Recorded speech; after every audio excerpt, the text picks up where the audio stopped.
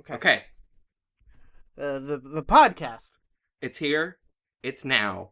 and it's beautiful. Oh, it's so good. Oh, it's so hot. Oh, God. No, I just literally wanna- in this oh. room. No- Yeah, I had to close my windows and turn off the AC, and, boy, I wish it was fall. Yeah, me too. It's about to be fall. I got up this morning and it was like cold.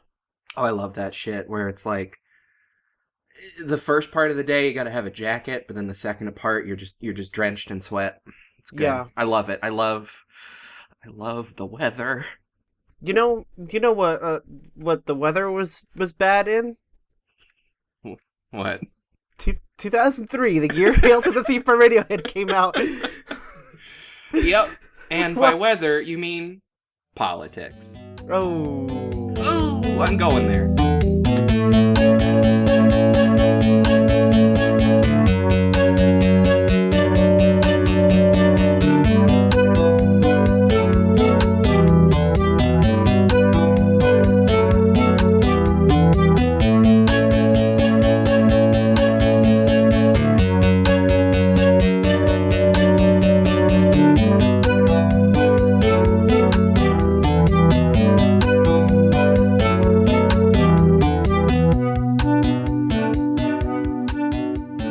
We're about to find out who that thief is. Welcome to Picking Up Something Good, a limited event prestige podcast about Radiohead.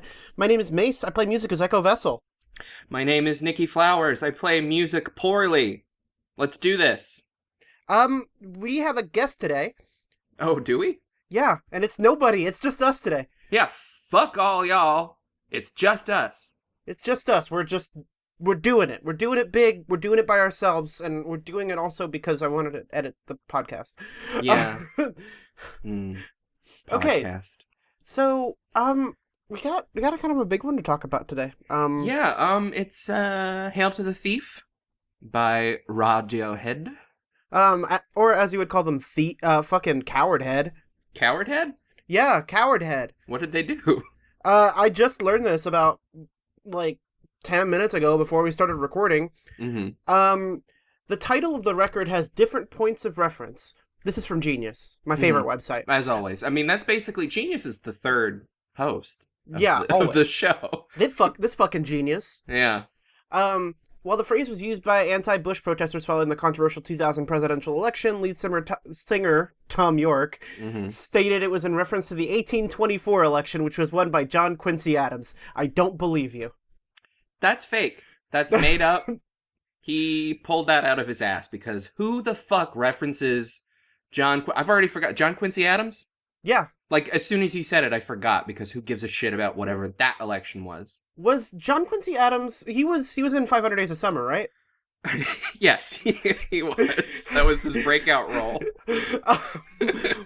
When explaining the reason behind the name, York explained that it came from, quote-unquote, the rise of doublethink and the rise of general intolerance and madness and feeling very much like individuals were totally out of control of the situation, that somehow is a manifestation of something you know, not really human, or something like a cloud like entering the next Dark Ages or Middle Ages.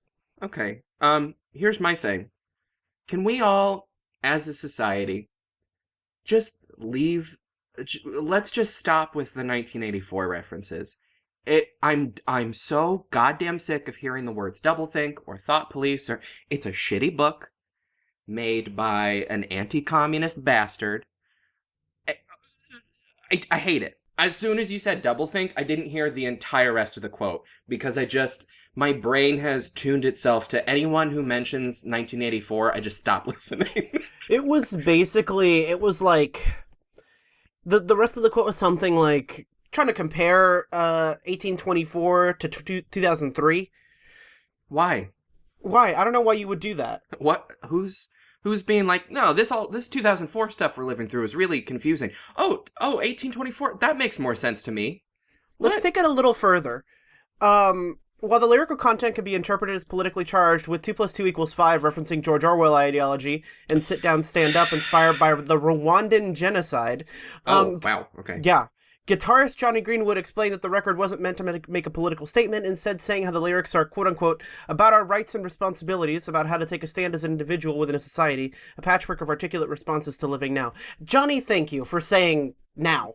Now, yeah. Also, Johnny, how is that not politics? Yeah, that's politics, That's Johnny. that is politics. Well, his father, Colin, hadn't taught him about politics yet. Oh, they haven't had Yeah, the the talk. talk. My favorite thing about picking up something good is that we're like a stealth leftist podcast. Are we stealth about it though? No, but under the guise of being about Radiohead. Right, yeah. We're the good leftist podcast where we don't pretend to be leftist and actually we're just coke addicted reactionaries. I wonder who I'm referencing. I think anyway. you might be referencing Radiohead? No. No, they're our boys. Nah. I don't think they've ever done coke. Do you think they've done coke? Maybe, like, early Radiohead. Pablo Honey Radiohead did something. It's like, yeah, that's like Messy Coke Radiohead. Yeah. Yeah, I mean, okay. Another thing before we actually get to the songs itself. Yeah. Can we talk about that fucking album art? I'm so glad that we're having a whole segment picking up something art. I don't know. But yeah, let's talk about all these words on this cover. Can I tell you what it's supposed to be? Is it okay? Yeah, I thought it was pretty clear what it is. No. Oh. Hail to the Thief's cover artwork is created by Stanley Donwood. Shout out to Stanley. Our boy Stanley. Originally titled quote-unquote Pacific Coast, it depicts a roadmap of Hollywood with words taken from roadside advertising in Los Angeles written on colored squares. Oh. It was also Radiohead's first album cover not to feature their name or the album title. Here's the thing, as a resident of Los Angeles, California, this is not Hollywood. Oh, is it not? It's not. It's more like Santa Monica. Because if you turn it kind of 90 degrees... Which way? That's, counterclockwise? Counterclockwise, okay. I have it on my phone. All right, I'm looking at it. That big line in the middle, that's Santa Monica Boulevard. That blue is the coast. This is not Hollywood. Okay. I don't know if Stanley Donwood has ever been to LA, but... Well, good on him for trying. Yeah, I mean, people who from the UK have never been to LA before. I think they're just confused about America in general. I mean, aren't we all? But the geography of America is so radically different from England. England's this tiny little thing where they're like, oh, I gotta drive 20 minutes to my mom's house. And it's like, oh, California's like 1 million years tall. Yeah, and California's just like, oh, I gotta drive 20 minutes to move a mile. Yeah, exactly. So this, okay, so this album art, this is Banksy, right? I mean, this is fucking Banksy. Pretty clearly Banksy. Despite that, I kind of like it. Like, it's annoying in the Banksy kind of way. Yeah. I don't know, I like the colors. I like the little paint drips. It's fine. It's good. It fits, I think. I think everything, though, was kind of Banksy in, like, the early 2000s, so. It was hard not to be. Yeah, like, if we were making music in the early 2000s, we'd probably be super fucking Banksy. Oh my god, I would be insufferable if I was my current age in 2004. It would just be... I mean, I'm insufferable now, but it would be a totally different... Our accounts would be links to moveon.org. Yes. So this album art, actually, I came up with a little game. Surrounding this album art. It's called What's Your Radiohead Name? Okay. And the way to figure out your official Radiohead, you know how people do like, what's your Star Wars name? It's like your first animals, your first pet's name backwards, plus your street or whatever, Yeah. It's one of those. But your Radiohead name is you load up an image of Hail to the Thief. Okay, Hail to the Thief.jpg, I got it here. Yeah, that's the one. You close your eyes. Okay. And you point your 2 index fingers at random spots on the album art. Okay. And whatever 2 words your fingers point to, that's your name. That's your Radiohead name. Let's do it. You go first. Hold on, wait. I gotta make sure I'm pointing in the right direction. Yeah, that's important. Okay. That's very important to the game. Okay. End Oil. End Oil. A good statement and a very good Radiohead name. Yeah. Okay, let's see. Where's End Oil? Okay, yeah, I see where your fingers ended up. All right, let me do mine. Okay. Let me close my eyes. Let me open up. Bang Bang Beef. Hey! So, welcome to Picking Up Something Good. My name is Bang Bang Beef, and I'm joined here with my friend and Oil. And oil. Buckfush. Try this game at home. Tweet us at PUSGpod. Tell us your Radiohead names. Please tell us your Radiohead For the love name. of God, please interact with us on Twitter. Anyway, yeah, so that's my game. My game was, what is your favorite combination of words on this album cover? If I was picking them, like, words that are touching each other? Yeah, just like Snow Patrol, eyes open. Okay, yeah, wow, okay, what a fucking reference. Bacon Cocktails is pretty good. I think Hamburger Security down in the lower right corner is pretty fucking good. Yeah, that one's good. I'm picking up something good from that. Oh yeah, that corner, that one's good. Holy crap. Ultra Girls. Or Retirement Anytime. Beef Fear is real. Block Rapid is me when I see a Nazi on Twitter. Oh, yes. Anyway, there's... Lube Donut! Sorry, Lube that was my last Donut! one. Woo! Lost Soon. Yes, I agree. Walking into that hospital. Whoa! Whoa. All right, we get it. You're overcompensating. All right, let's talk about the songs on this album. Oh, right, there's a whole album underneath this art, isn't there? This is the whole thing. Yeah. There's 14 tracks of it. It's Oh my pretty... God. Yeah. It was long. This was a I think it was one. Radiohead's longest album. 56 minutes or something like that? Right? Yeah, that's about right. Too long, but it was good. But It was good. Well, I'm getting ahead of myself. Let's talk Yeah. about the first song. 2 + 2 = 5, which is incorrect. Listen, I'm dating a mathematician. She wouldn't like that so much. I Yeah. don't think she'd agree with that. Yeah. I mean, can you ask her what she thinks later on? Actually, yeah, let me message her now and see. Hey, I'm recording my Radiohead podcast. What does 2 + 2 = 5? Send. Okay. We'll see how that goes. Okay, so another thing I wanted to let you know is that all the tracks on this album have a parenthetical. Okay. Yeah. I'm not a huge fan of when that happens, but okay. All of them are, like, weird and long. This one's called The Lukewarm. The Lukewarm. Yeah. That doesn't make any sense, but okay. It's about Dante's Inferno. Yeah. People who don't give a fuck. The lukewarm are on the edge of the inferno. This is from Tom. Cruising around near the gates, but they can't actually get out. Okay, we get it. I thought you were Tom. joking. That's literally... No. Okay, wow. Yeah. Okay, sure. What do you think of this song, Nikki? It's a pretty solid opener, as far as Radiohead openers go. Going back to the guitar. Yeah, computer's over. Yeah, fuck the computer. We're in Bush era now. Yeah, because apparently that was the hallmark of every Bush era album, that you had to have like a loud guitar on it. Yeah, a lot of distortion to symbolize the unrest in society. This one's good. Tom's voice is as lovely as ever. Really, really beautiful harmonies too going on there. Who's usually doing the backup vocals? Who's helping out Tom? That's usually Ed. Ed, the guy I always forget about. He's the bassist? Ed is also a guitarist. Oh, right, he's There's the 3 backup guitars. Johnny. Yeah. Yeah. Second string Johnny. Wait, there's 3 guitars? Yeah, there's Tom, Ed, and Johnny. Wow. I forgot Tom also did guitar. Yeah, he doesn't do it a lot lately, but he does do it often. This song's pretty good. I think most of my feelings about it can be summed up with the intro.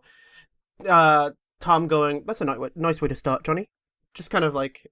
Oh, yeah, the little bit where where he's just like plugging his guitar and... Yeah, no, that was fun. I thought that was kind of cute, yeah. Also, did they... Listen, I always wait for you to tell me what the lyrics are on the Genius page when we record, so I don't check. I'm pretty sure I heard them say Hail to the Thief in this one. Yes. They did. Oh, I love when they do that. Yes. Oh. They said the name of they kind of blew their load really early, about like 3 minutes into the album, by saying Hail to the Thief. Yeah. The one thing I don't like about this song is the whole chorus. I'm trying to remember the chorus. Like the bridge up to the 3rd verse, like, you have not been paying attention. I wasn't paying attention then because, yeah, that's That's Oh, no. pretty... Okay, I'm hearing it now. Yeah. Yeah. Okay, yeah, that was probably the weakest part of the song. The thing is, it's not that it's weak, it's like a nice build-up, but it's also pretty Banksy. Oh, yeah. Yeah. Yeah. It's just like... And also, the way Tom sings, it sounds like he's saying penetration. And that I can't abide by. Yeah, I'm 6 years old, and that is like... I don't know what that word means. Okay, yeah, Tom? that's disgusting, Tom. Shut the fuck up, Tom. I think I've said all I can say about 2 + 2 = 5. It's like serviceable intro. Yeah, no, it's fine. It's not the strongest thing on the album, but No. it's like a good little, like, here we go. Yeah, We're off. I'm gonna lose my mind as soon as we get to the strongest song on the album, though, because it is really strong. Anyway. I think I know which song you're talking about, and I also did lose my mind a little bit, but we'll get there. Not right now, because right now we're going to talk about sit down, stand up. No, I'll stay seated, thank you. Thank you very much. I'm going to sit on down. According to Genius, this was influenced by Charles Mingus. Mingus, baby. Some more Mingus. Chucky M. The alternate title for this song, the parenthetical, is Snakes and Ladders. I like that one. Yeah. It's good. Basically, what do you think? What do you think about this song? Well, when the drums kicked in, I was like, oh, thank God they didn't forget about the computer. I was like, oh, the computer's back. Oh. That is my favorite part of the song, the Raindrops X64. Oh, yeah. No, so good. And, the layering of different elements sort of building up, that's always pleasing. But, when that bass synth comes in, I was like, okay, finally. Here we go. And then it just goes fucking crazy around, like, the 3-minute mark. Yes. So, like, the stuff before it was good, but that was really worth the wait of that big climax at around 3 minutes. It rules, this song. No offense. It kind of rules. Can I tell you why he says the raindrops? Please. This is an excerpt from Spin Magazine's cover story on Radiohead in 2003. That they're showing me the cover art here on Genius, and it's got a picture of Tom York on it, and it says Mr. Sunshine underneath. Coming out of my cage, and I've been doing just fine. Yes. Also on the cover is Nelly Furtado, where she says, "Now I'm letting it all hang out." You do you, Nelly. Yeah, Nelly Furtado. This era for music was pretty good. Welcome to Nellin' Up Something Good, a limited event prestige podcast about Nelly Furtado. Oh my God, I have such a good cover of Like a Bird sitting on my hard drive.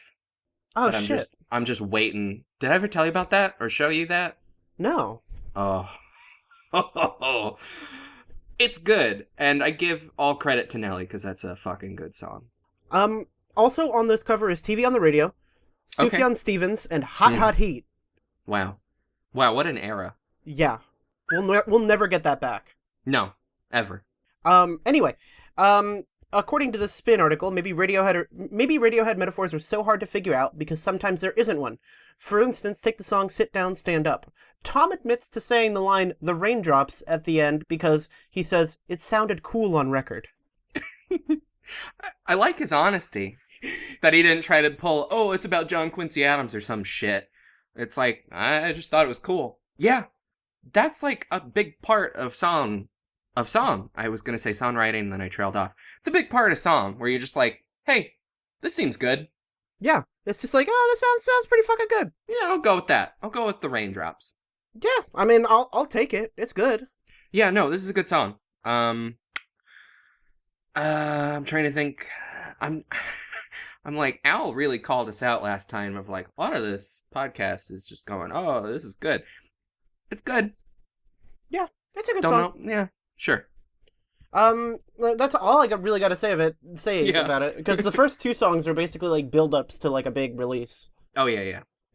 It's pretty good. Pretty good. Sorry, Al. Sorry. Better luck next time. Next song, let's go ahead and sail to the fucking moon. Oh, God, let's fucking do that. I hate this song.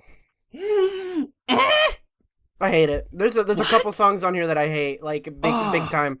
Oh, I mean, yeah, but this is not one of those for me. Yeah. This was like, This, you know how I feel about ballads. Yeah. This, like, instantly became one of my favorite of their ballads. Really? Yeah, there's just something about the way the guitar is. I'm bad at describing guitar because I don't really, it's a mystery to me. But the way the guitar is, plus the way it plays with the piano, and just like a lot of time signatures going on, which I always love. It's very, especially at the end, it was very, Angelo Badalamenti a little bit, you know? Kind of, yeah. At the end, I was like, oh, Angelo. So good. What do you hate about it? In I'm a curious. David Lynch voice, oh, Angelo. Oh, Angelo. Well, yeah, that was a little B-52s, but yeah. Yeah. Oh, Angelo. Oh, Angelo. What are we talking about? This song was written in 5 minutes, literally. Are you goofing on me? I'm not goofing on you. Tom York wrote the song in 5 minutes for his son. Wow. That's literally how Angelo wrote Laura Palmer's theme. Yeah. It was just that. Wow. Would it change your opinion of the song if apparently the first line of this song, and I didn't know this until right the fuck now, the first line of the song is, I sucked the moon. I suck the moon? I sucked the moon. Sucked. Yeah. I sucked Yeah. the moon. Yeah. No, I still love it. Really? Honestly, I love that. Like, I mean, if you sucked the moon, would you have the guts to admit it? I don't think so. Yeah, I would. I don't think so. No, because that's some bravado. I'd be like, No, I don't think so. I gave the moon some toppy, so what? Are we allowed to say that on a podcast? I don't know. But I think this is good. This is a really solid ballad from them. I can't get into it, mostly just because it's preventing me from getting to the other very good songs on this album. Oh, this is getting in your way of like, I'm just trying to get to the other stuff. Yeah, this is getting in my way. This and another song get in my way in a major way. My name is Mason. I'm here to say these songs get in my way. Gets in my way. This is whatever. I like it. It's not my favorite, but it's good. And you're wrong. Let's move on. Let's move on. Let's go to Backdrifts. Or as I like to call it, Spinning Plates 2. Actually. Oh? This was built from kind of like the basis of the song was from a song that came before Kid A and Amnesiac. Oh. Yeah. Tell me all about that, please. That's it. That's all the information we have. All right, thank you for the information. That's interesting, though. I like that. Yeah. Yeah. It's a lovely little computer song. Nothing groundbreaking, but it's fun, I guess. I think that's like the main theme of this album. It's a good song, nothing groundbreaking though. Yeah, no, that's going to be a theme for what I say about a lot of these songs. It gets really crazy after the 3-minute mark, though, which I like. They try to do something with it, which I appreciate. But as a whole, I don't know, it's fine. There's some pretty good stuff. Yeah. No, it's solid. Like, I wouldn't skip any of the songs. Like, this one I wouldn't skip, but Yeah. I mean, I think maybe it's because we have, like, a weird aversion to music from this era that's just basically, like... Do you remember Blur's Think Tank? I try not to. It's not a good Blur album. No, it's not. And the album cover was literally drawn by Banksy. Which just kind of sets the stage for... Well, okay, hold on. Pause the goddamn podcast. I need to look this up. Are you fucking with me? You've never seen this before? No, I've seen it, but... Okay, yeah, no, I've seen this. I didn't know what Banksy was when I saw this, so I was like, okay, yeah, sure, graffiti.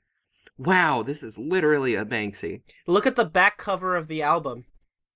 Think Tank.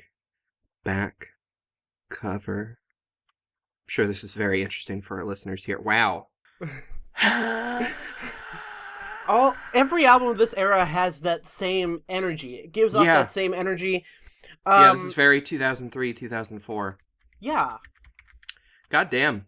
Yeah, there's also, like, it kind of shares mental space with fucking Green Day's American Idiot, an album where they say the F slur multiple times. Whoa, really? Yeah, in the Well, title track.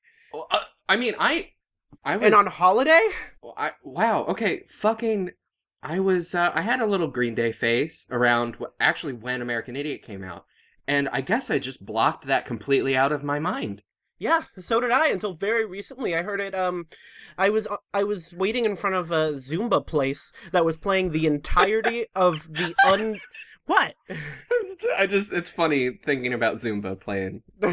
Zumba was playing American Idiot, the entire full album.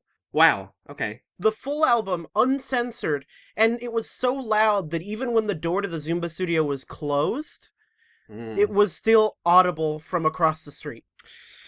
Just blaring F-slurs to the entire street. Yeah. Listen, I gotta say, not a big fan of that. Yeah, I mean, we should just go to sleep. Let's go to sleep, please. Bye-bye. Bye. Oh, good night. I love Go to Sleep by Radiohead. Yes. Oh my god. Oh, it's got such a good... You know how I love my jangles. This one's called Little Man Being Erased, the parenthetical. Just a little guy. Just a little boy. Little guy being erased. And we actually missed the parenthetical for Sit Down, Stand Up, and Sail to the Moon, and Backdrifts. Oh, yeah. Okay, so Sit Down, Stand Up. Snakes and Ladders. Right. Sail to the Moon, Brush the Cobwebs Out of the Sky. Okay. Backdrifts, Honeymoon is Over. Ugh. Yeah, a little I know. Straight. Yeah. I don't know. Mean, but it's like 5 straight dudes. Yeah, well, that's where they get you. Go to sleep, though. Just a little guy being erased. Yeah, I'm just taking a little eraser just a too. Little guy. Oh no. Yeah, Go to Sleep. Love that good jangle. I love when the guitars jangle. This is one of, I think, 2 or 3 songs that jangle real good. Oh yeah, man. This song, I like. It blew me away because I kind of forgot how good they are at guitar music after all those computer stuff. They're fucking good at guitars, man. After listening to a combined, 2 or 3 hours of computer, going back to the guitar is nice. It's really good. They're super versatile. Holy shit. I mean, they can just do whatever they want. And it works sometimes, but most of the time they're pretty good. Yeah, this is pretty, I'd almost say it's, approaching Americana. Ooh, kind of. There's just a little bit. There's that, country rock, little drop of that in the DNA of the song. Yeah, there's, again, I don't know how guitars work, but Johnny has, a little way about the guitar in this track that, I mean, is full of juicy riffs. Yeah, I think the bridge is a little chugga. Yeah, there's a little chugga in there. Yeah. And, he's got some, not only does he have some riffs, he's also got some licks in there. Yeah, they're letting loose. I think Ed's kind of like... Yeah, Ed's like, oh, you think Johnny's good? Well, watch what I got. Check out old Ed. Yeah, the guy you always forget. The bridge of the song is weird. Yeah. The, we don't really want a monster taking over. Tiptoe around, tie him down. We don't want the loonies taking over. It's like, we get it. Too late for that. We fucking get it. Yeah. I like how they really are cowards, because throughout the entire album, I mean, it's pretty clear what they're talking about the entire time, and then they're like, oh, well, actually, 1824. Shut up. Yeah. And also the chorus where Tom says, I'm going to go to sleep and let this all wash all over me, is a big mood for 2016 through 2019 right now. Mm-hmm. Yeah, I've been wanting to sleep for the past, almost 4 years, and we have not been allowed to sleep the whole time. I can't. Yep. I just can't. Someone's trying to kill all of us. Yeah, this is... Radiohead have actually said in interviews that this album isn't about the war or Bush and Blair, but about how powerless they felt in the whole mess. Which I guess this makes sense for this song, but also Cowardhead, come on. Yeah, I mean, just own what you did. Yeah, because you did it. War is bad, you can say that. It's fine. You're musicians. You're allowed to say that. Well, here's the thing. The Dixie Chicks said that same exact thing around this time. Oh, God. That never fails to piss me off. And, okay, shout out to the Dixie Chicks for just, being the Dixie Chicks. And also, not backing down from all that dumbass, unwarranted criticism for being like, hey, maybe we shouldn't bomb the Middle East. Yeah. Oh my God, well, that's all they did. And then they just, their entire careers were basically over. Yeah, and they got threatened by, like, proto-magas. There's a whole song about it. It's called Not Ready to Make Nice. It's a very good song. Oh, that is what that song's about. They have a new album coming out. Oh, Yeah. they're good. I'm very Fucking excited. finally. Yeah. Welcome to Chixing Up Something Good. Oh man. Yeah, no, this entire, I mean, this whole era, Yeah. just a fucking mess. I mean, I know we're not doing great now. I mean, But, yeah. whew, 2003, 2004 was child's play compared to all this. it was definitely, a preamble. Yeah. I mean, we're just kind of moving through these songs at a clip, mostly because there's 14 of them. Yeah, there's kind of a lot. And as for Go to Sleep, I think I said all I need to say. Yeah. It's good. I mean, that's where I end and you begin. I set my good segue buddy. This is one of my 2 favorite songs in this album. This fucks so goddamn hard. Yeah. Oh, it's so good. And like the warbly synths that start out, it's like, oh, okay, this is gonna be fun. And then that fucking bass. Yeah, it goes. That fucking bass. Also, I know I don't talk about the drums a lot. Phil really shines on this one. Oh, yeah, on this whole record, he's like knocking really it out going of the for park. it. Yeah. Ooh. Apparently the rhythm section, Phil and Colin, it was influenced by New Order, which makes sense. Oh, that's why I like it so much. Like, the entire thing is just clicking so good. We love a good P hook. We love a good P hook. I like that the song blasts off as soon as we get past the first verse. Like, if it had a second verse that was still in that kind of form of the song, I think I'd like it less. It would have been a little bit too much. Yeah, it would have overstayed its welcome. And you hate when that happens, but it does not happen here. Like, this is honestly like such a good little spicy meatball. Very good. Yes. Mamma mia. People say that a lot of people say that this is our least favorite Radiohead album, and sure, but also it's got a lot of bangers on it. Like the third verse of this song, where he starts with "X will mark the place," like the parting of the waves. It never fails to get me going. Yeah, this song really does get you going. That outro. Oh my god, yeah, and especially at the end where Tom comes out as a vor fetishist. Yeah, where he very brave. Where he just eats. He just eats you. Yeah. Chomp chomp, asshole. He's gonna eat you. From Genius, Johnny and Tom talked about the lyrics in an NME interview in 2003. That our good old NME. My personal back. enemy. Enemy. Yeah. Enemy. Johnny says, "It's another love song, isn't it, you old soppy?" Which sounds like a sex thing. Tom says, "Let me think about that for a moment. Yes, I guess so. With the last 2 records, I think you can tell I had a problem with things being read a certain way, which was born out of OK Computer, which was insane. I don't really have a problem with it now, which is why we chose to print the words on the record, because in a way I enjoy the fact that people all read things differently. As for the I will eat you alive part, Tom has said, God knows, constant cannibal thing. I'm gonna get it out of my system one day. It's vor.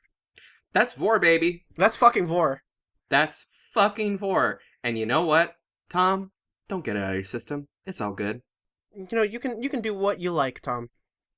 Especially if it's eating people. Alive. Alive. The parenthetical for this one is, the sky is falling in. And it is. That's Yeah. true. Oh, one other thing I gotta say about this, is Johnny's little French friend? That theremin sound? Oh, yes! Is Johnny's friend back? Mr. Martineau! Mr. Martineau! Welcome back. Oh, Yeah, man, that's really... Oh, that really tied the whole thing together, I think. Mm-hmm. That's my little French guy. My little French buddy. Being erased. Oh, yeah, that's the little guy. He's like man. a 2-foot-tall Frenchman. Oh, But cute. not because, he's just kind of just tiny. Like if Wayne Selinsky took a shrinking machine and made you really tiny. Yes. And don't we all want that? Oh, yeah. And I think being tiny would get me so far away from this next terrible song, We Suck Young Blood.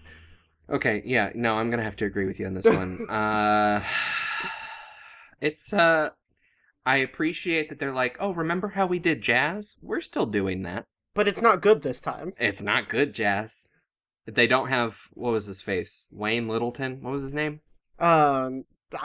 It's a very British. It's super British. Might as well just be like Brexit Crumpet. Yeah. Humphrey Littleton, is it actually? Humphrey Littleton. Yeah, what did I say? I don't even, it doesn't matter. Jiminy Cricket. This is no Jiminy Cricket jazz, because I got really fucking bored listening to it. And then all of a sudden around the 3-minute mark, by the way, what is it about all these songs that like go like crazy around 3 minutes? Do they also just like, oh shit, it's been 3 minutes, we better do something? It's very, it reminds me of Heroin by the Velvet Underground. I hate that band, but yes. Yeah. It just kind of like, it goes up and down. Yeah. And it's so brief. This like, it's a very slow, methodical jazz, and then around the 3-minute mark, it just goes fucking manic for like, it feels like 10 seconds, and it goes back to the 10 original. Seconds. Yeah. It's so like, I was like, oh shit, okay, maybe I should start listening. Oh, never mind. Never mind. It's back to the thing it was. It's basically like, I imagine it as Tom looking around to every other member of Radiohead in the recording booth, because you know how albums are made, they all record together. Of course. Basically, Tom looking at them, and they're all just kind of getting like amped up, amped up, and Tom goes, stop. No, that's enough. The build-up in this song reminds me of that one Clickhole video, that's like, it's called We Get Kids Riled Up for Pizza and Then Leave. Yeah, that's this song. They got me so riled up for pizza, and then they left. They just fucking left. I wanted to like it, but it was just so boring. Yeah, I was bored. Ugh. Apparently, Tom, this is problematic, first of all. Oh, here we go. He describes this track as a slave ship tune.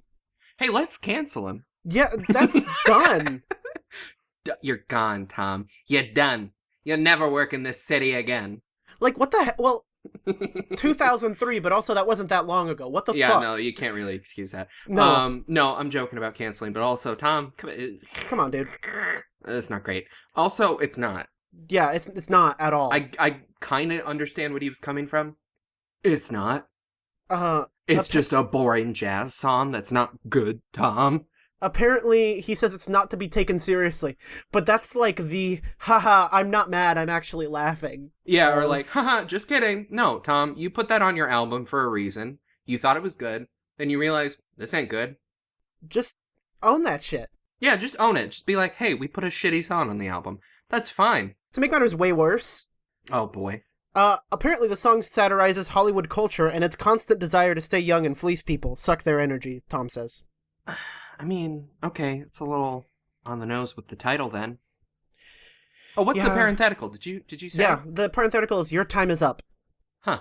My time with this song is up, I think. What do you think? Yeah, I'm done. I'm done with this one. It's not great.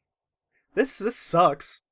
Yeah, it's kind of a misfire, boys. I think this is the first time since Pablo Honey that we've just kind of universally been, this sucks. Yeah. Yeah, because, last one, it was, you never agreed with me when I thought it sucked, and then, it's not Pablo Honey levels of suck, but it's, Yeah, it's not that bad, but it's bad. It's bad. Yeah, it's not great. You ready, Nikki? Oh, I'm ready. Are you ready for computer? Oh, I'm fucking ready for computer. The Gloaming! My favorite Kate Bush album. This is very The Knife energy about this one. It is. Like extremely. I fucking love it. Can I tell you something that you would probably believe about this song? God, I wish you would. From Genius, The Gloaming was born when Radiohead recorded Kid A. Yes. During the sessions when it was basically only electronic music, there were no guitars on Kid A. Yes. No, that that checks out. Oh, finally, Tom York is not being a coward. Tom York said before performing this song, I guess in 2003 or whatever, the next song we're going to do is a song about the rise of fascism and the right wing. The only way to stop them is to do something. If you do nothing, they'll win, and these people are fucking crazy. Yeah, Tom, Where was that energy when you were promoting the full album? And like, oh, it's actually John Quincy Adams. Where? Bah, No. Gah. Direct action, Tom. Yeah, that's what gets the goods, Tom. The parenthetical for this one is softly open our mouths in the cold, which is how it kind of feels sometimes. It's pretty horny. Yeah. Mm. What do you think about this song? Very, very, very good. Yeah. Yeah. This comes out the gate slapping. Yeah. And just keeps on slapping. I love that loop that opens the song. That just kind of sounds like it's decaying. Yeah. Fuck yeah. Oh my god, I was like, is this the same album? Did I go back to Kid A B-side somehow or something? Oh, if you think this is a good song, I'm very excited for us to get to our next episode, The Eraser. Oh, the eraser that erases the little man. Yeah, the little man. Oh my god, he comes back. I think that might actually be the little man on the cover of The Eraser, but we'll get to that bridge. We'll cross that bridge when we get there. Oh, fuck yeah. All right. Yeah, this... I'm sorry about all these fucking vehicles. Do you want to hear something wild that Johnny said? Yeah, let's hear it. Apparently, according to Johnny, strangely, it was actually put together without computers. He says he doesn't want to get overly technical, but it was done with pieces of tape. Oh, I like that. I wish he got overly technical. I want to know how this happened. I mean, Johnny is the most inclined to get super technical about. He's a gearhead. Oh yeah. Well, isn't he I was reading like a little snippet of his little biography. He's like he's the one in the band that knows anything about music theory. Like, yeah. For real. Yeah. He's like a big classical music guy now. Yeah. So I want to date that man and just listen to him go off about tape splicing and fucking That's the thing. If you want to date him, you'll have to get through his father, Colin. Ah, damn it. He's a tough cookie. I really, really, really like the ending of the song where he just goes, "This is the gloaming," and then it just kind of like goes on for a little bit longer. It really is the gloaming. It feels like an entirely different album, like you said. But yeah. Whatever. No, it's good. It's somehow like a different album, but it also is like, yeah, it makes sense that this would be here. Yeah. Which I appreciate. One thing that I wanted to kind of cover before we get to the rest of the album, since we're just kind of starting side B now, a lot of this album, like they did recording sessions in Los Angeles. Oh, your little house. Yeah, my little house where I live. I meant to say home, but also they recorded it in your house. Yep, they were here in this room. This is where they recorded Hail to the Thief. Yep. I didn't live here in 2003. Yeah.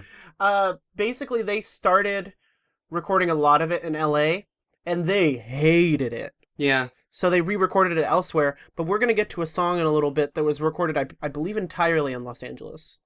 Oh, so they... or has a Los Angeles version. So there's LA versions of all these songs? They haven't been released except for one.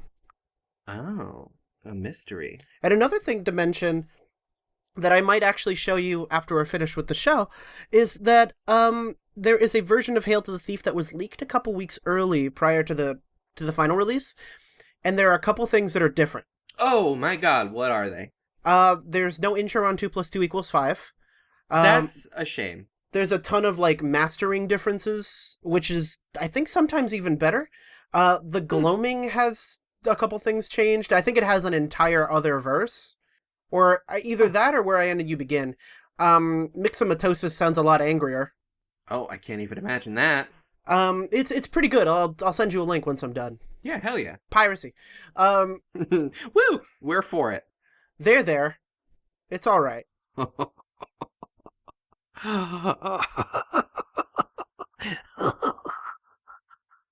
There.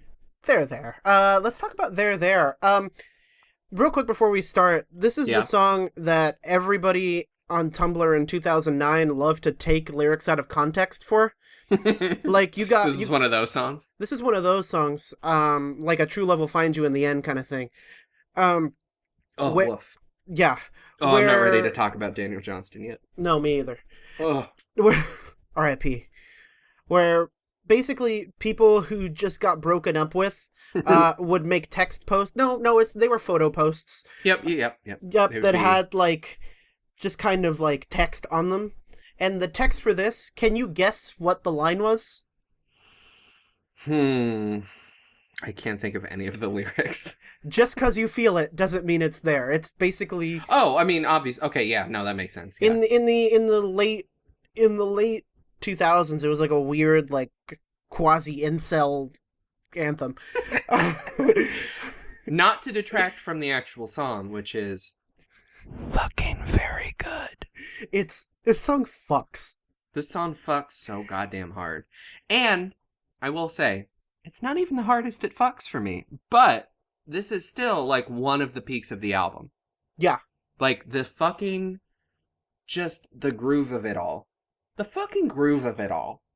Yeah. Okay? The fucking groove. Basically, Just a solid drum and bass. Really, really tight riffs. One of their best melodies. That Like, tom. yeah. The boom boom chip boom boom. Chip.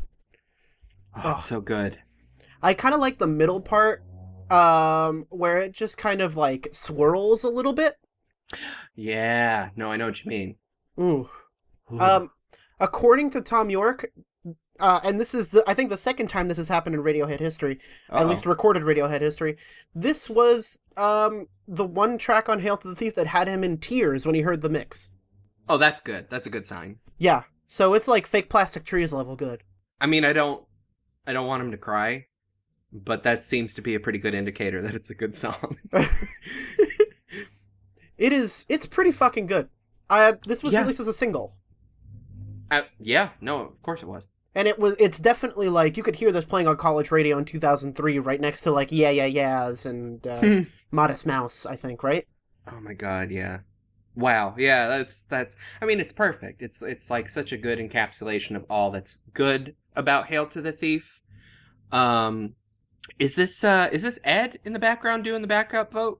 I believe it is. Shout out to Ed, because you nailed it. It's my guy Ed. He's basically just like, I think Ed is like Radiohead's secret weapon, because everybody says that Johnny is Radiohead's secret weapon, but no, because everybody says it. That means Johnny's pretty clearly the weapon. Yeah, he's just a regular weapon. Right. The secret weapon, however, is my friend Ed. Mm-hmm. It's a good song. I think I've said all I can say about this one. Yeah, no, it starts like extremely strong, and then it just keeps climbing and climbing and climbing, and then the climax of it is just like somehow better than what came before it, which was still very good. Yeah. This is, I mean, when we finish this podcast in 300 years, and I compile my list of favorite Radiohead songs, at this point, I have not heard anything beyond Hail to the Thief, mind you. Mm-hmm. This might be in the top 5. This genuinely might be in the top 5 for me. Yeah, I mean, this is...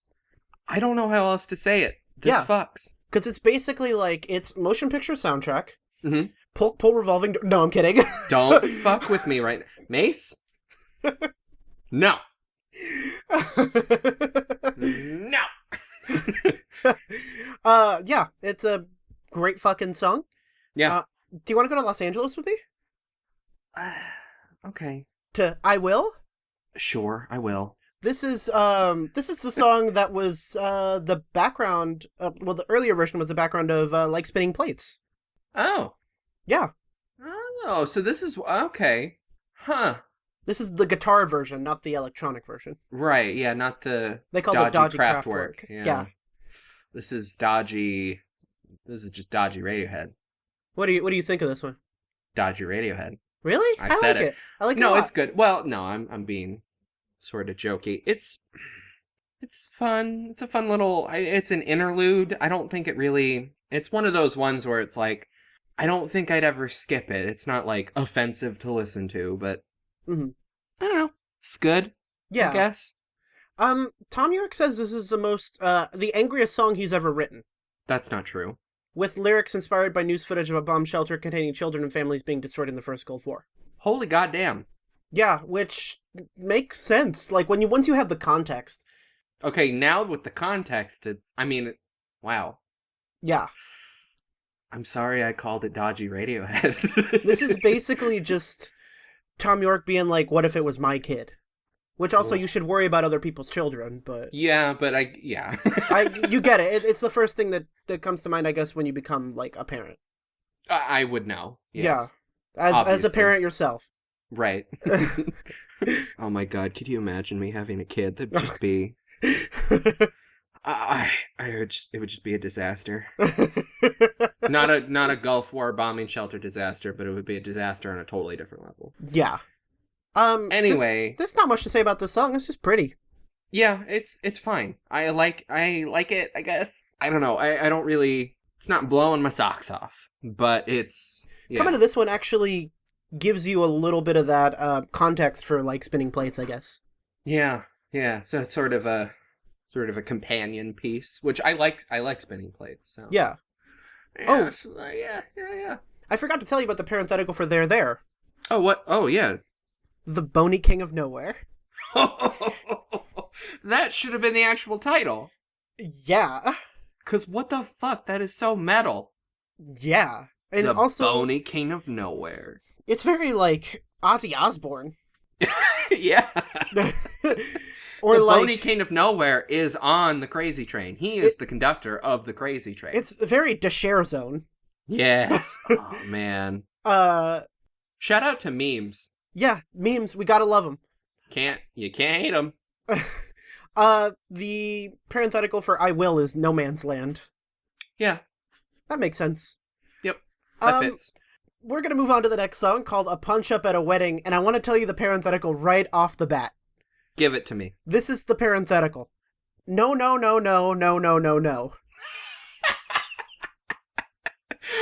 Counterpoint. Yes.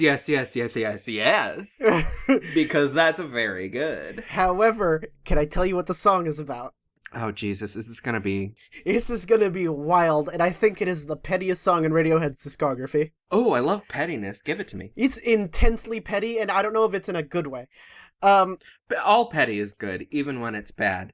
Nikki Flowers, 2019. God. Okay, Tom York says, I happened upon, by accident, basically a review of our Oxford gig, which was just like, I mean, one of the biggest days of my life, obviously, and for all of us. And whoever this person was, just tore it to shreds, and they couldn't quite think of how to tear us to shreds, really. So they just tore the audience to shreds. But this person managed to totally ruin that day for me forever, and it really shouldn't have done. I should be big enough to just ignore it. And then he wrote a song about it. That's my boy. That's my petty-ass boy. That's the most petty thing I've ever heard in my life. Yeah, wow. I mean, I'm glad this song turned out as good as it did. Otherwise, that pettiness would be... bad. Kinda sad. But Punch Up at a Wedding is... Okay, when I first heard it, I hadn't heard the song following. And I thought that this might be the most fuckingest bass on the entire album. Uh-huh. And it's definitely up there. This bass fucks It's so number 2. hard. It's number 2, for sure. I think as a whole, this song fucks very hard. And I'm looking at my notes here. That's kind of all I have to say about it, is that, like, I'm having a hard time coming up with anything other than Punch Up at a Wedding fucks. Like, this is such a good song. Ed, our guy Ed, says that, yeah. He says that this song can be seen as a companion piece to Karma Police. Which makes sense. Okay. Let me think about that. Yeah. Yeah. I think that maybe any of the other songs of this album, maybe like closer to There can be considered a sequel to Karma Police, but okay. Yeah, no, if all the ones to choose, I think this is, wouldn't be the most obvious one, but I can see what Ed is getting at, and I appreciate it. Yeah. This song is very good. I don't know what else to say. I know that is very like me. This is one of 2 songs on the album, the other one being, I believe, Sit Down, Stand Up, where they just kind of repeat something an inordinate amount of times. Mm-hmm. Like here, he's saying no 42 times. Hence the parenthetical. Yeah, over there on Sit Down, Stand Up, it's the raindrops 36 times. Correct. Did Tom just kind of run out of songwriting juice for this one? He had some juice in him, but... Some. yeah. Hello? Oh, Oh, Tom, what's up? Welcome to Picking Up Something Good. Hello? Hello, Tom. Hello? It's me, Tom. Hi, Tom. From Radiohead. Tom York from Radiohead. Welcome to the podcast. Did you figure out who the thief was? Yeah, so we've been talking about it, Mace and I. So we have a couple of guesses. Three guesses only. Yeah, 3 guesses Three only? guesses! Okay, I'm sorry, Tom. So our first guess was George W. Bush. Huh? Do you, what? Continue. What do you, continue? You want the 2 other guesses? Mm-hmm. Okay.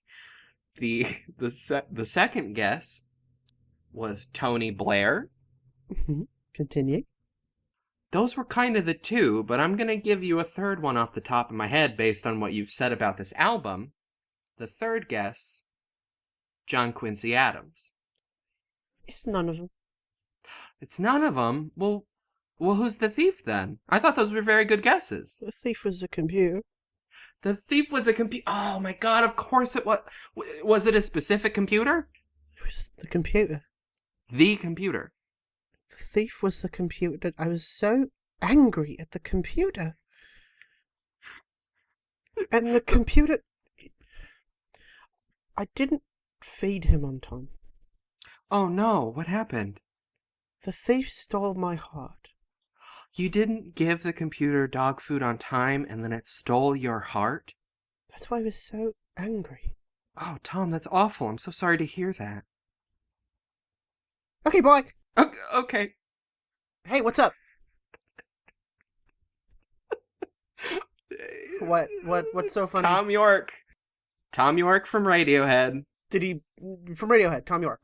Tom York from Radiohead. He called into our podcast, Picking Up Something Good, a limited event prestige podcast about Radiohead. He called in once again. That sucks that I'm never here.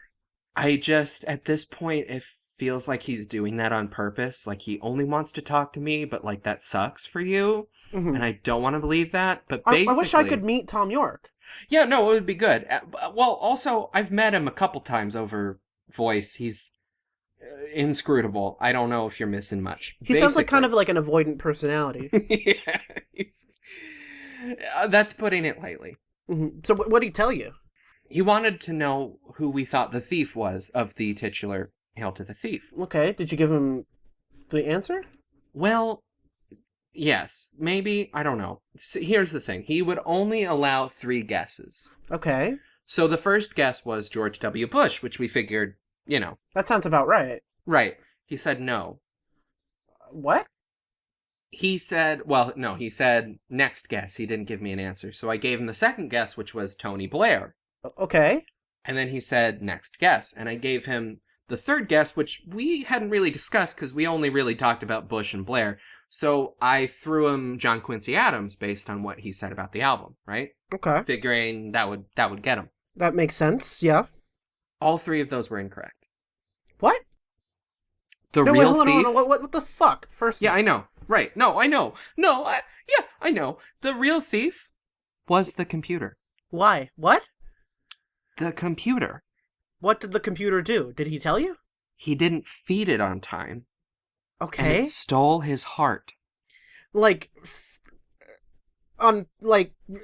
real, his heart? I don't fucking know, Mace. I don't fucking know what this man is talking about. But he didn't feed his computer dog food on time, and it stole his heart, and then he just fucking left, and now I'm explaining it all to you again. Yeah, I mean, that explains kind of why he was so mad in this next song. Let's talk about myxomatosis. What the fuck? Yeah, what the fuck is a good way of putting it, because this fucks very much as well. Myxomatosis is the best song on this album, Nikki. I was so close to being like, there's pretty good. Myxomatosis is probably also up there in the top 5 eventually. Because what the goddamn shit were they on that they just I don't have words. I don't have literal words. The synth bass, just like I don't know what the... I knew you were gonna love that bass. It just, it hits a button in my brain that I very much like being pushed. It's a very sharp, but also very bottom heavy bass. It just, I just like it very much. I feel like this song feels like it's coming apart. Yeah, it's like it's threatening to just blow up at any moment. It feels like that gif of Batman running with a bomb over his head. Yeah, that's myxomatosis. That gift. Well, myxomatosis is unfortunately, y'all know me, I'm a big bunny guy. Mm-hmm. Apparently myxomatosis is a viral infection that rabbits get. Oh no. Yeah, which I'm very sad about. Rabbits don't deserve viruses. Tom says, I remember my parents pointing out all these dead rabbits on the road when I was a kid. That's sad. No. Don't show your kid that. That's how Tom York ended up the way he did. Yeah, well, okay. I guess we're all the better for it. I don't know. He said, I didn't know that much about the virus or even how to spell it, but I love the word. I love the way it sounded. The song is actually about mind control. I'm sure you've experienced situations where you've had your ideas edited or rewritten when they didn't conveniently fit into somebody else's agenda. And then when someone asks you about those ideas later, you can't even argue with them because now your idea exists in that edited form. That seems like not a problem everyone has. That seems like a famous people problem, Tom. Right. That sounds like some interviewer taking quotes out of context, which no one ever interviews me, but I guess I understand why that would be upsetting. That's kind of petty. It's a little petty, Tom. Yeah. Tom's out here on this record being super petty. Yeah. Which I love. The parenthetical for this one is judge, jury, and executioner, which is a little on the nose. Yeah. But also, that's it. That's it. Yeah. Yeah. I really like the offbeat drumming and the offbeat guitar. Like it's I'm pretty sure I'm not great with time signatures. Like I can tell what a 4/4 is, and I can tell when it's not 4/4. Mm-hmm. But I don't know what it is. I'm positive this is 4/4, but the drums and the guitar don't always have a 4/4 rhythm. I don't know how to describe it. Not always. I don't know what music is. I'm a fake musician, but you know what I mean?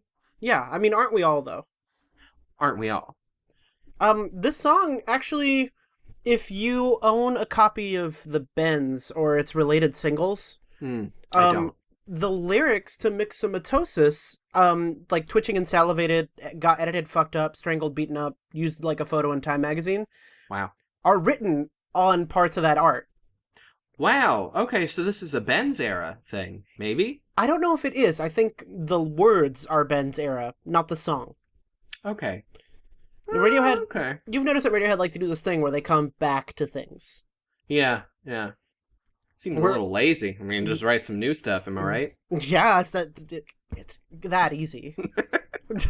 Right. I love this fucking song, and it's my favorite song on this record. Yeah. No, this is definitely the peak of the album for me. Yeah, it is. It fucks. It fucks. It absolutely fucks in every single way. Every second of this song. It never stops fucking. That's the thing. You'd think it'd get tired. It doesn't. It's got so much stamina. Yeah. However, a song that they kind of threw us a little break was this next one, Scatterbrain. Scatterbrain doesn't fuck, and I don't think it slaps, but it's not an anti-fuck and it's not an anti-slap. Yeah, it doesn't fuck or slap, but that's not a bad thing in this case. That's fine. Most songs don't. But Scatterbrain, it's got some solid riffs. Yeah. Tom coming in with the good vocals as usual. It's not really blowing me away, but I don't think I would skip it. It's very listenable. Yeah, it's just, I think it's like a good break before that closer and after, like, There, Punch Up at a Wedding, and Myxomatosis. Yeah, well, so we had There, and then I Will was like the interlude to like prepare us for Punch Up at a Wedding and Myxomatosis. Yeah. And then after those two, we definitely needed Scatterbrain. Yeah. In the context of the album, it works much better as a song on its own, I think. Mm-hmm. Like if I had a playlist randomly generated and Scatterbrain ended up on it, it would be like, I don't know, what's this doing here? Yeah.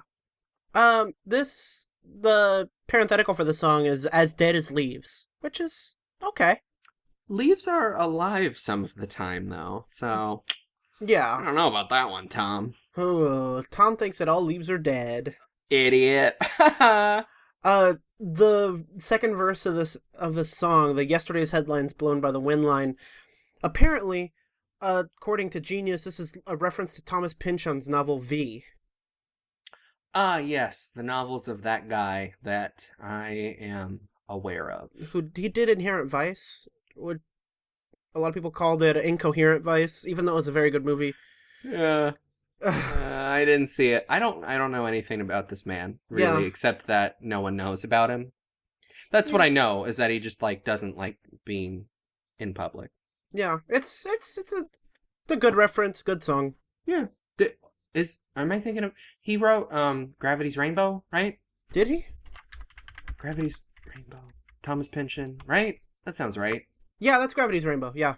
Yeah.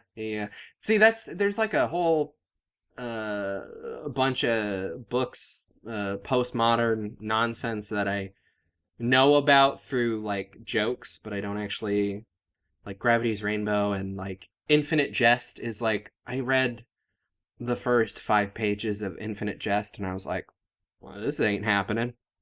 Yeah, Infinite Jest literally is infinite. It's like 1,000 goddamn pages.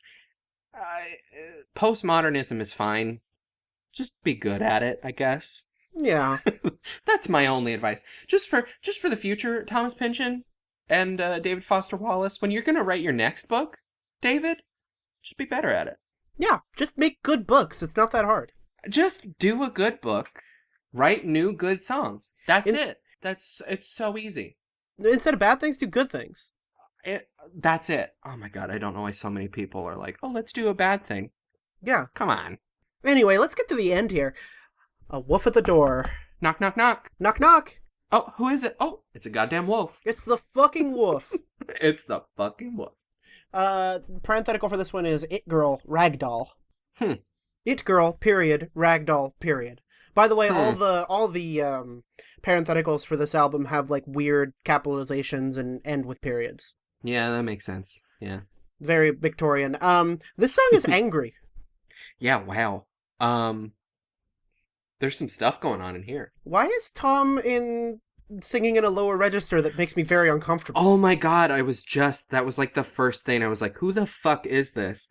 And then I was like, wait, is this Tom? And then I had to look it up. This is Tom. I don't think I've ever heard him sing in this low of a register before. Yeah, it's pretty low. I didn't even know he was capable of it. Like, he's got that falsetto down very well, and I'm used to that. And then he just comes right in. Oh man, that really sold the song, I think, of just the effect of him singing unlike how he has before. Oh, that fucked me up.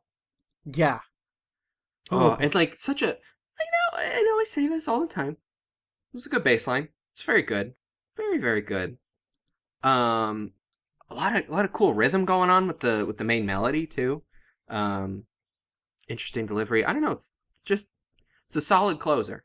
It is, I think this, and this is going to be weird, just kind of due to the fact that we've already listened to Motion Picture Soundtrack, but it is, I think, the saddest, angriest Radiohead closer. Like, it makes me feel... Motion City Soundtrack. Yeah, I don't know, that's a close call, but definitely Motion Picture angrier. Soundtrack, it has, like, a happy ending, though. Yeah, Wolf at the Door does not have a happy ending. Like, it does not. This man just got attacked. Straight up, that dude got attacked. This is honestly, like, if there are any Radiohead songs that I will sing along to very loudly in the car, Wolf at the Door is definitely one of them. Whenever I get to the end of this album, I just, like, I go off. This is the perfect song to go off on. Yeah. However, it does get a little Banksy near the end there. I mean, that's what this album's all about, I think. There's no Praxi to be found here. There's a little bit of Praxi. There's sprinkles. Yeah. But not, it's full Banksy. And they pull it off sometimes. Here's the thing. Banksy himself, fuck him. But when other people do Banksy, sometimes it can be good. And I know that's controversial. Yeah. But Radiohead can pull off a Banksy. And they do it occasionally in this album. A lot of the times it doesn't really work so well. But this one, very Banksy, also very, very good. Yes. basically this there's a line in what you could call the first verse, Mhm. because he's basically rapping on this song. Yeah, wow, it's very it's as close to rapping as Tom York could ever get. My name is Tom, and I'm here to say There's a wolf at the door. Oh no, run away. there's a wolf at the door to Major Way, and the wolf is capitalism. Oh damn. In the line, "Get the eggs, get the flan in the face." Apparently, it's a reference to, and this is a genius annotation again. It's Yeah. a reference to Claire Short, who was Labour MP and UK Secretary of State for International Development at the time of the song's writing, who was assaulted with a custard pie by anti-globalization activists at Bangor University in March 2001. She later resigned from Tony Blair's cabinet following controversy over the Iraq War. Yeah, That's a lot. that's a waste of perfectly good flan. Oh, I know. I just, as soon as you were saying that, I was like, oh, damn. Wish I could have been there to just scoop that right on up. Yeah, there's a video. Oh, I bet there is. Wow. Politics. Yeah, I love this song. I think Yeah, this is good. it kind of ends almost like it's very dystopian. Yeah, it's part of me thinks that it ended a little too soon, this album. Even though it's very long, and I'm glad when it was over because I hate albums that are like an hour long. But well, that's not fair. On the whole, I do. What's my fucking point? I think this song is a good closer. I just think it's sort of like, whoa, that's it? Yeah, You know, it kind of feels like, that way.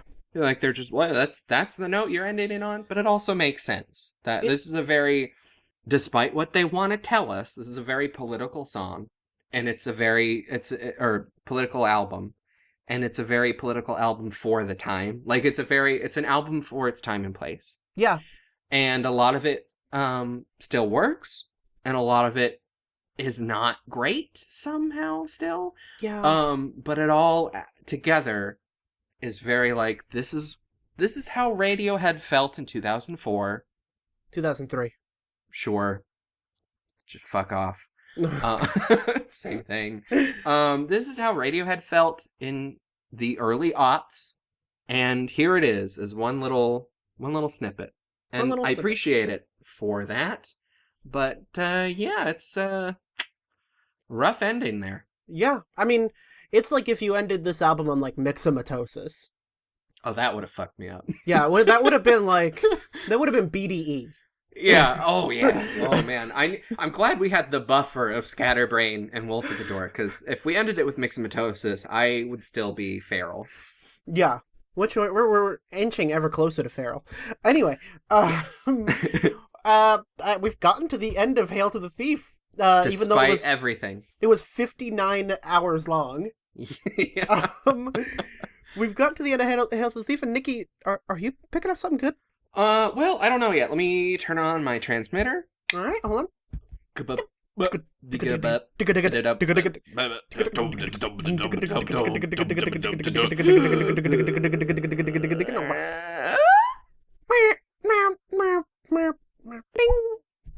Okay, the results are in. Picking up something pretty goddamn good, actually. I'm picking up something all right. It's not my favorite Radiohead album, but it's got some really good songs.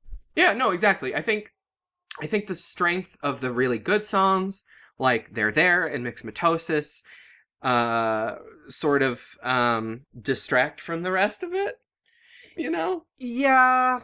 They're There, Myxomatosis, Where I End and You Begin, The Gloaming, just kind of like, Go to Sleep, just kind of like offsets things like We Suck Young Blood. Yeah. You know, and I know I had a lot of controversial opinions about Amnesiac last episode. I think I like it better than Amnesiac, actually. That's fair. Yeah, I mean, both of them have flaws. I'm not going to not say that. Mm-hmm. But I think the songs that got me hyped up from Hail to the Thief got me more hyped up than the songs on Amnesiac that did it for me, you know? Yeah. But, you know, that's just like my opinion, man. Yeah. And I mean, I was waiting until the end of the episode to tell you this. Oh. But Hail to the Thief itself has a parenthetical. Oh, boy. I should have seen that coming. Okay. In order to prevent you from being confused, I withheld this until the end of the episode. The parenthetical for Hail to the Thief by Radiohead, the 2003 album, is The Gloaming. Oh, they knew. Yeah. They fucking knew. What does that mean, by the way? What is that word? Is that something? Let's find out. Oh, okay. Here we go. We're Googling some stuff. Gloaming is like some stuff. twilight, dusk, according to Google. And Google can't be evil, so I don't think they'd lie. Yeah, Google would never lie to me. No, not at all. Okay, yeah. That fits. Yeah. This is a very dusky album. A very dusky, dark album. Ooh, spooky. Ooh. Oh, I'm getting scared. We've reached the end of this episode of Picking Up Something Good, a limited event prestige podcast about Radiohead. I'm glad we thought we got through Hail to the Thief. We made it. We got through their kind of longest album yet. I am very, very excited about the album that is to come next. Oh yeah, the Little Man That Got Erased by Tom York. Yeah, The Little Man. Basically, it's the first solo album of our entire show. That's true, yeah. We're gonna be no Johnny. We're not gonna have any Phil. No. We're not gonna have any Colin. No. And we're definitely not gonna have any Ed. It's just Tom. Oh my god, what? How does that even work? Yeah, it's him. It's just our boy. It's just the guy. Wow. Um, Incredible. Yeah. And I'm very excited. Yeah, I'm excited. This has been Picking Up Something Good, a limited event prestige podcast about Radiohead. You already said that, dum-dum. I did, but I'm saying it again. Duh. You can find me on social media at Echo Vessel, on Instagram at Echo Vessel. I want to say fuck you to the other Echo Vessel. I'm like, at this point, slandering them on every podcast that I'm on, and I don't care. Good. Let's start another podcast just to slander them a third time. Until they give me back my my Instagram handle. Yeah, you earned it. Yeah. What did they do to earn Echo Vessel? Yeah. Shut up. That's it. That's it. My name is Nikki Flowers. I got some stuff on the internet. We one like of them that. being we all love that. NikkiFlowers.bandcamp.com is where I keep my music, which you should buy because I need money, and also it's good and you'll like it. I'm on Twitter as @YifPolice. I'm on Ello. I got an email from, you remember Ello? Oh, I remember Ello well. I haven't posted on it since like 2016, but all of a sudden I got an email from Ello like, someone liked your post. So apparently I'm on Ello. I have a Peach account. Oh yeah, that I'm like active Peach. on. You're active on Peach. That has also been, it's been a couple of years. I'm also on Peach. I'm on so many weird, just Google Nikki Flowers. I'm sure you'll find me. Yeah, you'll find the Wii Shop Channel remix, and from there you'll get there. Yep. That's the one. Nope, that's it. I want to give a shout out to Matt and Noisepace for letting us have space to do this podcast. We don't thank him every episode, but I want to. We should. Yeah, we should. What the fuck are we doing? He brought us into this world, and he can take us out. Oh yeah, and I bet he wants to sometimes. Yeah, after hearing what's on this podcast, oh boy, I wouldn't blame him. I really, really hope you enjoyed this episode because we just we didn't trudge through this. Yeah, no, it wasn't a trudge, but it was what's the word? We're getting older, so we're very old. Long albums are a bit much. I'm 23 going on 53. Same. I'm 26 going on 66. 26 going on 69. Nice. Oh, anyway, nice. The weed number. That's our show. Yeah, that's it. Bye-bye. You can stop listening now. It's fine. Bye-bye. I love you. Oh, that was a little intimate. I don't know why I said that at the end.